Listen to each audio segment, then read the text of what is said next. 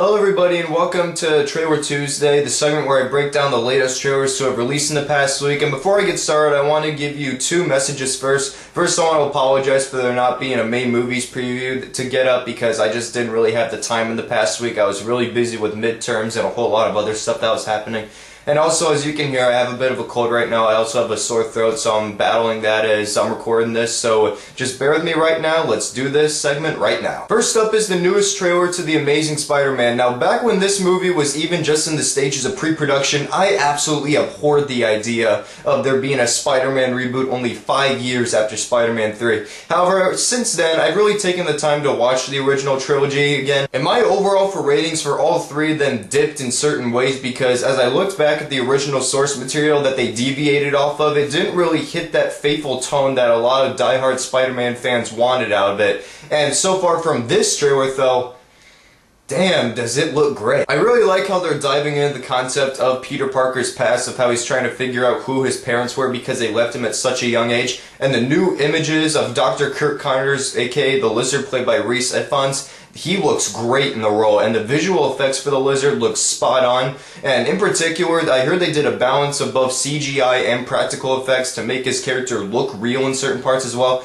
And I really like that approach that director Mark Webb took because he really nailed it down in those images shown so far. Along with some great background music and very mind-blowing sequences that you see images of in the trailers, The Amazing Spider-Man looks like it's going to be one of the best movies of the summer, and this is definitely my favorite trailer of the movie so far. I'm going to give it 4.5 out of 5. Next up is the first full-length trailer to The Expendables 2. Now, the first one I was really disappointed with, but still had some fun with it, yet I think Sylvester Stallone's direction was the real blame for it. However, from this trailer, the action looks a lot more polished. It's directed by Simon West, whose biggest claim to fame is Con Air, but then again, I might contradict that by saying that one of the movies he made last year was The Mechanic, and I hated that film. However, for this, West looks like he has a really good sense for the action sequences, and already it delivers on the explosion count alone in the trailer. I feel like that showed enough explosions, more than the first Expendables did.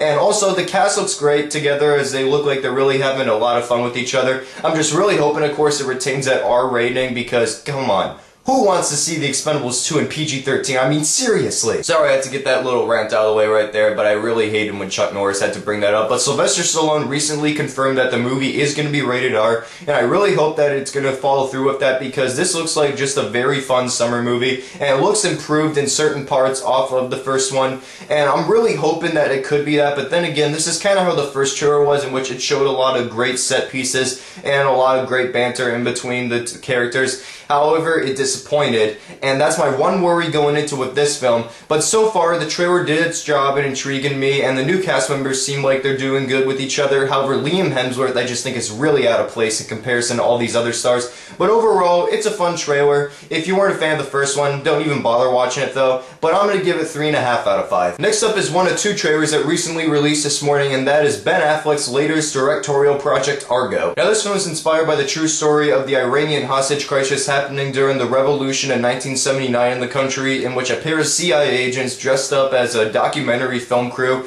in which they helped try to extract these agents that were trapped in the Canadian ambassador's place while the revolution was happening.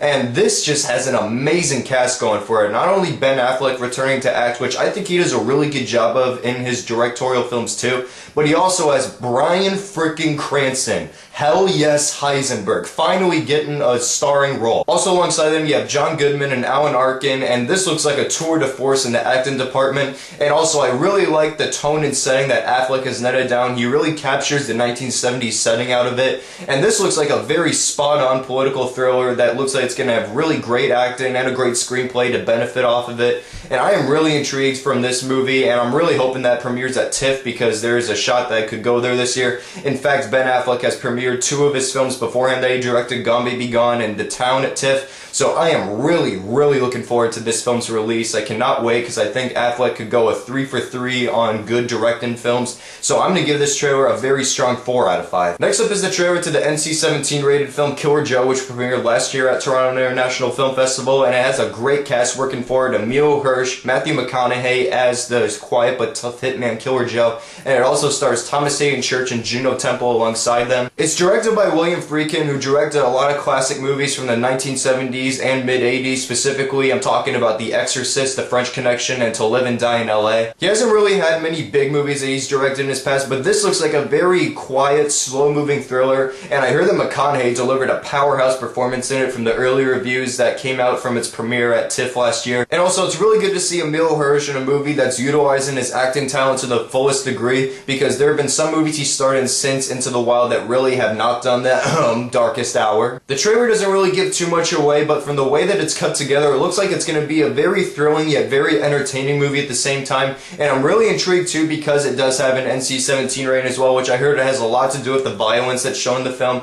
Overall, I'm really looking forward to this film, and McConaughey's definitely proven himself as a really good actor as of late, especially in the Lincoln Layer, so I'm really looking forward to what he can do next in the acting department in order to improve his acting and maybe even get closer and maybe even some kind of acting award, who knows. So I'm going to give this trailer a very strong 4 out of 5 as well. Now moving on to some Red Band trailers. First up is The Dictator, which releases next Wednesday actually, and I was not really looking forward to this movie when it first premiered its trailers because there weren't really many parts that made me laugh, especially for the fact that it lacked the mockumentary style that it had to it based off of Bruno and Borat. I haven't seen Bruno and I probably still won't, but that's what really made those two movies work, because the people that were part of the film weren't really aware of what was happening and what they were getting into. However, in this movie, it's all scripted and it has that actual movie feel. That's the one fear that I have going into it, despite the fact that this trailer actually promises that the film could be very funny though. A lot of jokes are revealed that we haven't really seen before, even though some of them come from the previous trailer that was shown before.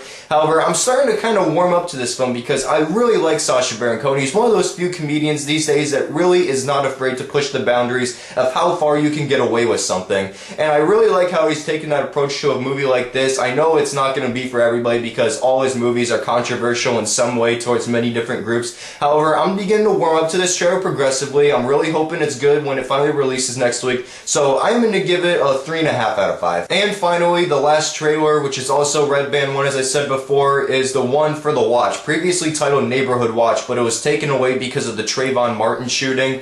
And now the Red Band trailer has been released. It stars Vince Vaughn, Ben Stiller, Jonah Hill, and Richard Ayoade. I hope I said that name right there. Now the teaser trailer didn't really give away anything. It was just kind of an introduction of these guys. Oh, okay, they're Neighborhood Watch, so we know that. But then when you read up the IMDb summary, you realize that it also has to do with an alien invasion that happens, and that's what's really tied into this trailer in particular. However, I just really wasn't entertained by this trailer at all, and it really pains me to say that because they have a lot of great comedic talent behind it, but they're all just wasted on these jokes that are just trying way too hard for just a single bit of a chuckle. The only thing that I really laughed at in this trailer was R. Lee Ermey's cameo, but I'm biased when I say that because I'm a diehard R. Lee Ermey fan, especially for the fact that he has one of my all-time favorite performances in Full Metal Jacket, in addition to the other films that he starred in, like Seven, Toy Story, and so much more. However, for this, he's really the only one that made me laugh. Everything else was just trying too hard for a laugh. And I really hope that's not going to be what this movie is, because it's directed by Akiva Schaffer, part of the Lonely Island trio, and he made one of my most underrated comedies of all time, Hot Rod. And it's also co-written by Seth Rogen and Evan Goldberg, so I'm going, this should be funny. There are a lot of great and talented comedians behind it. But this trailer just didn't work for me in the slightest. And it really pains me to say that because I actually had some built-up interest for this, and now it's just really going down from the footage that they did show before. So I'm sorry, but I'm going to have to give this 2 out of 5. I was really disappointed. So those are all the trailers that I have to discuss with you guys. Make sure to leave your thoughts below in the comments of what you thought on the certain trailers that I did discuss. In addition, all the links to them are below in the description too. And before I leave, I just want to share with you guys that I created a third channel, which is called the Film Freaks Podcast, which is a podcast that I'm going to be running every week with a different YouTuber, hopefully, or maybe I'll just go into a cycle process as well, in which we discuss the latest week in movies, whether it's the news, the reviews, the previews, the trailers, and so much more. To subscribe to that channel, you can click that link right there, and you'll get the updates on when the first episode will be up on either Sunday or Monday, which me and Reviews by Ted will be previewing the upcoming big independent movies that are releasing later this year. So in the meantime, time from Kai Quick Reviews, make sure to subscribe to the Film Freaks Podcast channel, where you'll get the first episode on Sunday, as I said, and I'll see you guys later. Goodbye.